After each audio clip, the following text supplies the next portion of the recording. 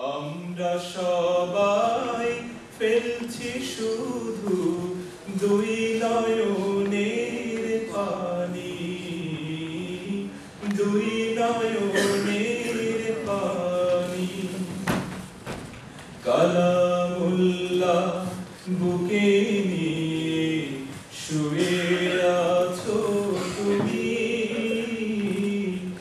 আমরা সবাই ফেলছি শুধু দুই নয়নের পানি, দুই নয়নের পানি, দুই নয়নের পানি,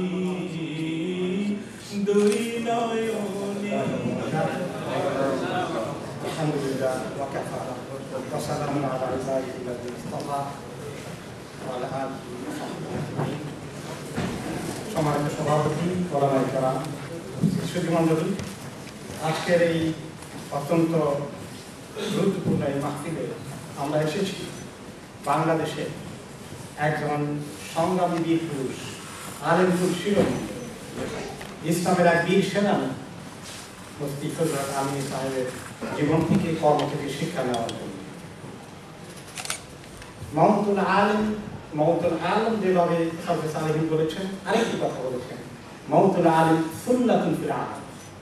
সুন্নাহ অর্থ হচ্ছে ছিদ্র হয়ে যাওয়া, পৃথিবীতে ধস নেমে যাওয়া, পৃথিবীর অস্তিত্ব বিপন্ন হয়ে যাওয়া।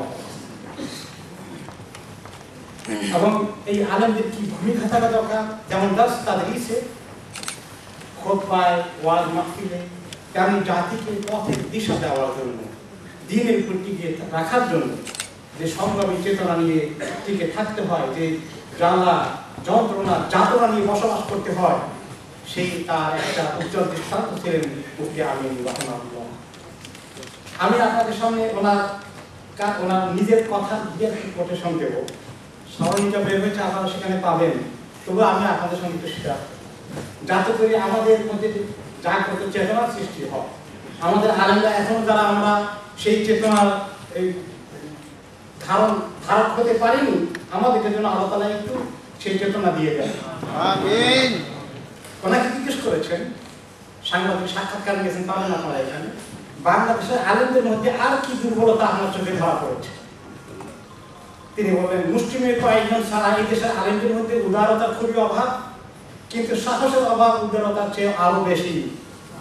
আমাদের মধ্যে কিছু রাগী লোক আছেন, কিন্তু বীর পুরুষের খুবই কাহাত, খুবই অভাব। আমাদের মধ্যে দীর্ঘদিন ধরে কোনো বীর আলেম দেখছি না। তাহলে বুঝেন কি যাতনা তিনি লালন করেছেন, এবং তিনি এই বীরত্ব নিয়ে বসবাস করার জীবনের শেষ মুহূর্ত পর্যন্ত চেষ্টা করেছেন। আরেকটি কথা, ঐক্যের বিকল্প কি আছে? বিচ্ছিন্নভাবে পথ চলার অবসান কবে হবে? তিনি বললেন, ঐক্যের বিকল্প নেই, এটা সবাই মানেন, কিন্তু ঐক্যের জন্য যা করা দরকার তা তো কেউ করেন না। ঐক্যের জন্য ছাড় দেওয়া ও মেনে নেওয়ার মানসিকতা থাকতে হবে। এই জিনিসের অভাবে অতীতে যতবার ঐক্যের বন্ধন তৈরি হয়েছে, সবই ছিন্ন ভিন্ন হয়ে গেছে। আসল ব্যাপার হলো, আমাদের লোকেরা রাজনীতি বুঝে না, বুঝে ক্ষুদ্র স্বার্থ। যদি রাজনীতি বুঝতো, তাহলে সবাই প্রতিযোগিতা করে ঐক্যবদ্ধ প্ল্যাটফর্মে জমা হতো। এতে এদেশের গোটা রাজনীতি ও শাসন ব্যবস্থার চেহারা বদলে যেত। তাহলে আমাদের মূল উদ্দেশ্য ইসলামী নিজাম প্রতিষ্ঠা সহজ হয়ে যেত। তিনি যা বিশ্বাস করেছেন, তা তিনি সারা জীবন সংগ্রাম করে টিকিয়ে রাখার চেষ্টা করেছেন, এবং এই বীর পুরুষকে তারা ঠিকই চিনতে পেরেছে। সেজন্য তারা তাকে খাঁচায় বন্দি করে রাখতে চেয়েছে। তাকে খাঁচায় বন্দি করে রেখে তারা যে কাজটি করেছে, তিনি বলেছেন সে উপলক্ষে, সরকার আমার হাত পা বাঁধতে পারবে, কিন্তু জবান তো বন্ধ করতে পারবে না। তিনি জবানকে চালিয়ে গিয়েছেন। এই বন্দি অবস্থায় ওনার ঘর, মাদ্রাসা আর বড়কাটার মাদ্রাসায় দাস, এর বাইরে ওনাকে যেতে দেওয়া হতো না। আপনারা জানেন, পেছনে পেছনে পুলিশ রয়েছে, এবং ওনাকে চিকিৎসা করতে দেওয়া হয়নি। এই লেখা আছে স্মরণিকাতে, ওনার ইন্তেকালের 4 দিন আগে অ্যাপয়েন্টমেন্টকে অ্যাটেন্ড করতে দেওয়া হয়নি। এটাই চেয়েছে যে উনি ধুকে থেকে মরে যান। তিনি এই সংগ্রামী পুরুষের জবানকে তিনি কিভাবে চালু রেখেছেন, তার যুক্তিগুলো দেখুন। উনি বলেছেন, ওনার শেষ মুহূর্তে কিছু কথার মধ্যে আছে, হাইকোর্ট, সুপ্রিম কোর্ট কোরআন হাদিসের বিরুদ্ধে কোনো অধিকার ব্যবহার করলে তা জনগণ মানবে না।